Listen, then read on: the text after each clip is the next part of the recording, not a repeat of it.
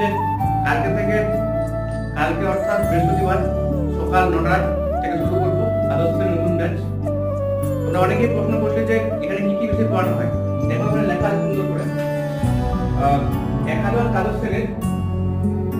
দ্বাদশ শ্রেণীর বাংলা, সংস্কৃত, এডুকেশন, দর্শন, ইতিহাস, রাষ্ট্রবিজ্ঞান, পরিবেশবিদ্যা, সমাজবিদ্যা এইসব বিষয় পড়ানো হয়। এখানে যারা অফলাইন করবে অফলাইনও পড়ানো হয়, যারা অনলাইন করবে অনলাইনও পড়ানো হয়। অফলাইন অনলাইন দুটোই পড়ানো হয় এখানে। তোমরা জয়েন করতে পারো এই নাম্বার 9002 26